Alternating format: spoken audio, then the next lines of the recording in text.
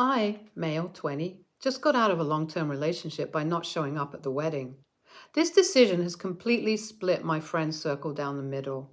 A few of the impartial ones told me about this subreddit, and I decided to write out everything that happened here. I'll accept whatever judgment you guys have. So, I had been with this girl, Cindy, female 19, since I was 14. We were the typical high school sweethearts, and despite being really young, I think our relationship was quite mature, and we had common goals and priorities. In short, we were hella compatible. At least that's what I thought. Cindy and I both went to different colleges and even got over the hump of long distance. Basically, at the age of 18, I was 100% sure that Cindy was my soulmate. I do still believe in that, lol. And proposed to her. She said yes, and we were both engaged. Obviously, since we were in college, we didn't plan on getting married right away, but our schedules matched up due to a few changes in my academic calendar, and we were planning on getting married in June. Once the date was set, though, I saw a side of Cindy that made me super uncomfortable. Like, I've heard the term Bridezilla before, but I thought it was blown out of proportion just for the heck of it. Not in this case, not one bit.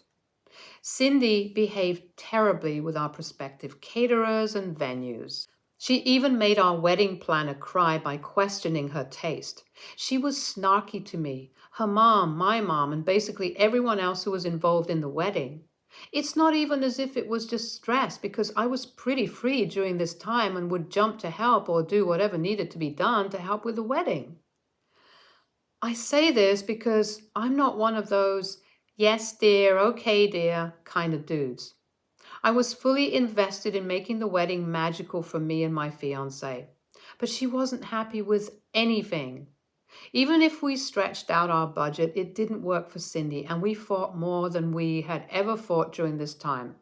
Just a few weeks before our wedding, I was approached by my brother Josh, male, 28, and he told me in private that his wife was pregnant.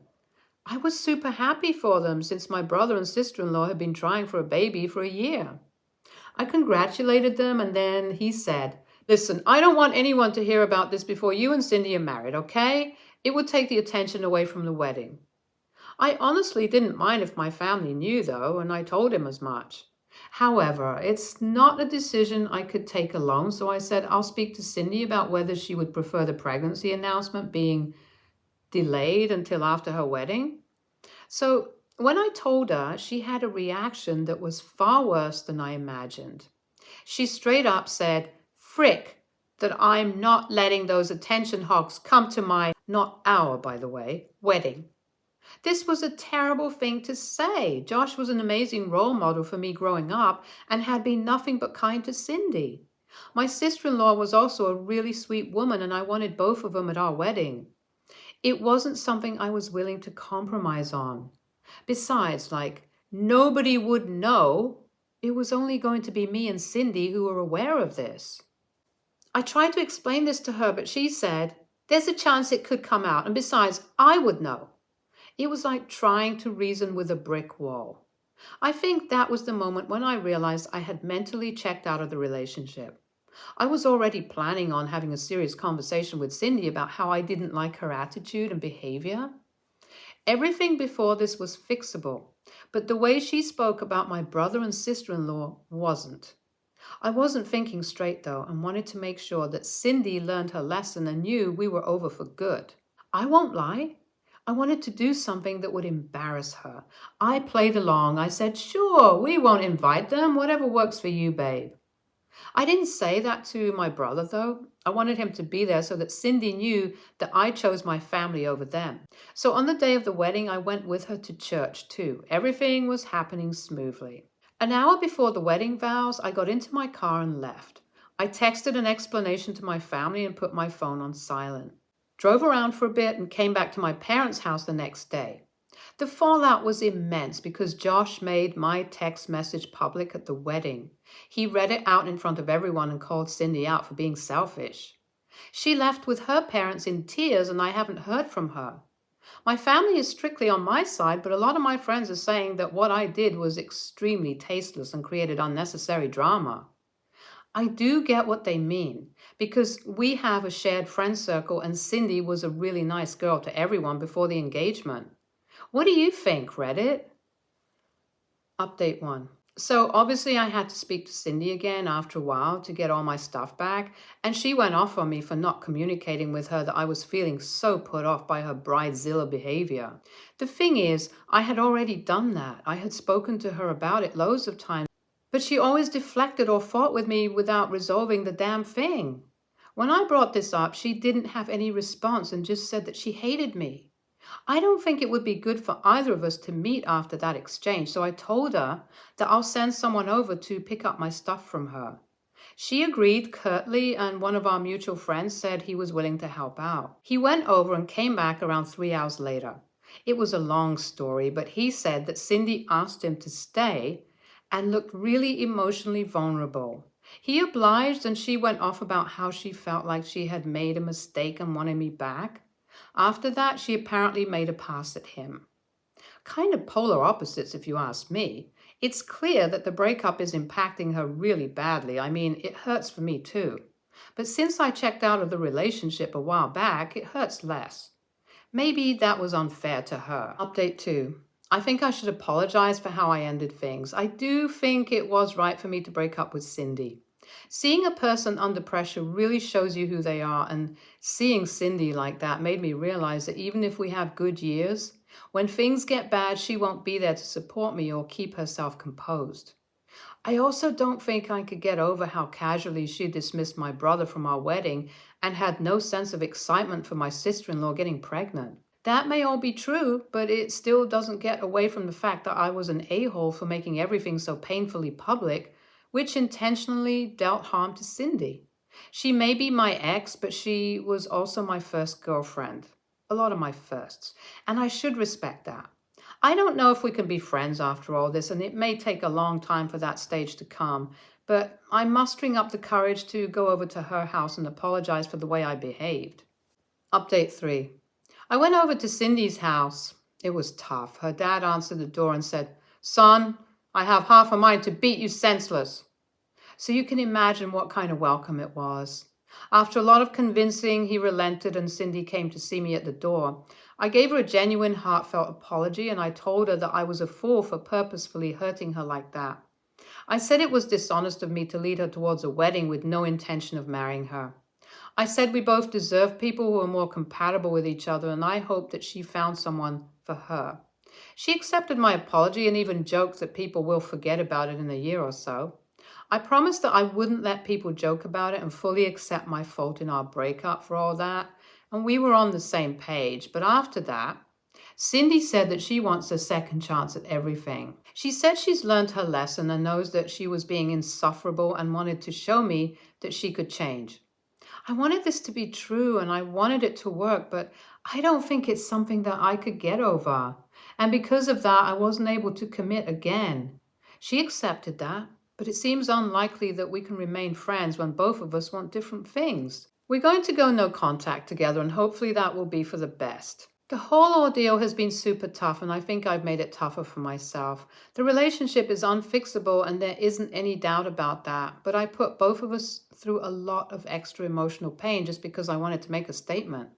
I will learn from this, and I'm going to focus on myself for now. ESH, I don't know what else the outcome could be. Your ex was clearly being toxic, and you let it continue until she could really cut deep. I know it's tough to have these conversations and establish boundaries.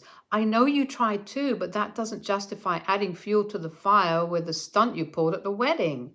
You not only made a huge scene, but hurt your brother's feelings by telling him the truth, deliberately creating anger between him and Cindy.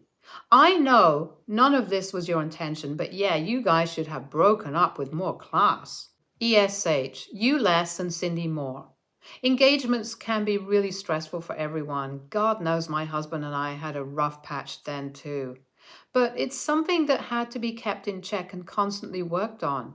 If it wasn't worked out like you said, you should have broken up with Cindy the moment she said your brother and sister-in-law weren't welcome.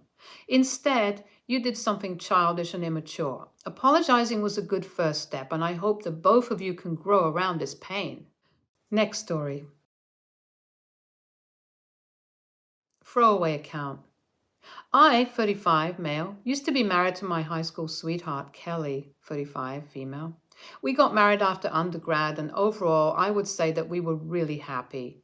The biggest conflict that I would say we had was the topic of children. Not the idea of actually having them, but when. I've always wanted to be a dad and wanted to have my kids while I was still young enough to run around with them while they were kids and have a good adult relationship with them once they got older. Kelly brought up a lot of good points about needing to get married, living fully on our own, and being out of debt first. For about 5 years, I worked a job I had no passion for, solely because of the large paycheck, and I was able to nearly wipe out our debt completely. We didn't have a lot to begin with in the first place. Then Kelly said she wanted a house, so we got one. Then a few months in, she talked about wanting to go to grad school. Even though we often fought about children, in the end, I always supported her choices because I didn't want her to resent me. I would often ask her if Kelly had ever changed her mind about wanting kids, but she assured me that she still did, just not now. I asked when that would be, and it always felt like she kept moving the goalposts whenever she'd list her requirements, and that I was painted as a jerk for pressuring her to have kids. Unfortunately, after weeks of not feeling well, Kelly was diagnosed with an illness. It was rough, but I stood by her and she pulled through, but the cost was her fertility. I felt like a jerk again because a part of me resented Kelly for not agreeing to have kids sooner, and that resentment grew when Kelly refused to look into using a surrogate, insisting that either we were both the bio parents or neither of us were. In the end, I couldn't take it and just divorced her.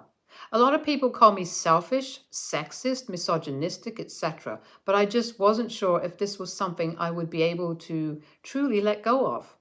I let Kelly keep the house and moved out of town. Eventually, I met and fell in love with Angela, 32, female, and after shortly moving in together, she got pregnant, so we got married. She entered her third trimester with our baby girl, and I'm so excited. A friend back in college moved back to the States and wanted to have a small party to see everyone. He invited Kelly and me, so I checked in with him privately and asked if it would be okay to bring my wife, and he said that it was cool, so I did. This was the first time I saw Kelly in person for years, and she looked well enough. I was polite but kept my distance and thought everything was good until the next day when I got a barrage of texts and DMs blasting me for having the audacity to parade my heavily pregnant, new, younger wife in front of my infertile ex-wife.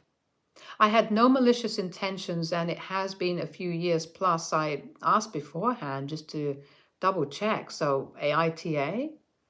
ETA, talked about this with someone in the comments. Kelly said it would be too upsetting at the idea of me having a child with another woman regardless of how the child was conceived. It was either adopt or nothing at all. I honestly felt like there was no way we could progress in the relationship without one of us resenting the other, so I filed. If she truly didn't want kids, she put on a great performance. Before her illness, she would constantly gush over other people's babies, insisted buying a house in a good school district for our future kids, and even talked in extensive detail about wanting to be a stay-at-home mom for up to 6 years. I think Kelly just assumed we'd always have time and then life threw a curveball. If Kelly had stated that she would have been open to having children sooner under the condition that I be the primary caretaker, I would have done it. I would have even taken a lesser paying job so I could have the free time to do it. I never wanted to put in a position where she felt like she would have to give up her career entirely. ETA 2. Stepped away for a little bit, but I just wanted to be clear about something. I did not leave Kelly while she was still sick. It was a year after she was healthy again, and we had been in therapy for months. NTA, I don't think you are an a-hole. It's sad that Kelly is infertile, but you didn't bring your wife to rub her infertility in her face. You reached out to your friend and you got the okay. Just block anyone sending you nasty texts. Also, from that you wrote, it sounds like Kelly never wanted kids and she kept leading you on with the hope that you'd eventually drop the issue. Divorcing her was the right move too. If not, your resentment would have kept growing. NTA, you were invited and it's normal for someone's spouse to accompany them, plus you checked with the host in advance. I don't think you're an a-hole for getting divorced. Differences in expectations around having children is pretty common reason. You haven't seen your ex in years. Life goes on. Nobody should be surprised that you married again and are having a baby. I also don't think a 3-year age gap makes your wife a child bride. NTA, you're both adults. Being upset seems petty. My current wife has also been divorced by her past husband, mostly around her infertility. He's newly married and has a second kid on the way. She has no real feeling about because our marriage is great and we are happy where we are at together. So yes, the circumstances for your ex kind of suck, but if she was happy in her own life, it would not be such a big deal to her. Also, you have no responsibility over other people's reactions, etc. Live your life. Next story. I, male, 30s, live with my wife, female, 30s. We both work full-time jobs and have 3 kids, aged 3, 6, and 7. I used to work from home with flexible hours, but I've been offered a promotion which requires me to go to work in person. The pay increase is really significant, so my wife and I agreed I should take the promotion and hire a part-time nanny for our kids. I got in touch with a nanny agency and they matched us to someone who lives local. They only told us her first name, which was a really common name anyway, but for the sake of the story telling, we'll say her name's Sarah. I spoke to Sarah on the phone and she seemed really nice. We arranged a day for her to come over and meet my wife and the kids and for us to show her around the house. When the day came around and we met her, it turned out that my wife already knew Sarah. It was really awkward. I wasn't sure how they knew each other until afterwards. My wife told me that back when she was in high school, her boyfriend at the time cheated on her with Sarah, who was in her class. She wasn't enthusiastic about it, but my wife didn't seem to have a problem with Sarah being our nanny at first. Our kids love her. She has lots of experience and she's available when we need her. After a couple of weeks with pretty much no issues, my 2 oldest kids came to me and say that they don't want Sarah to come back. I asked them why, and they said she's evil. I asked why they think she's evil, and our 6-year-old starts crying and says that Sarah is mean and wants to hurt mommy. I talked to my wife in private, and at first she said she had no idea what the kids were talking about and that it must be because of something Sarah did. When I pressed it, my wife admitted that she told the kids that Sarah is evil. She said she knows it was a ridiculous plan, but she was hoping I'd fire her. My wife asked me to fire the nanny because their history makes her uncomfortable. I asked why it wasn't an issue before. My wife said she just needed to think about it and she's decided Sarah has to go. I told my wife that we can find another nanny, but until then there's no reason to get rid of Sarah, and that she was out of line for trying to weaponize the kids against her when Sarah is no danger to them. My wife disagreed and said that we need to just fire Sarah ASAP and hire a temporary babysitter until we can find another nanny.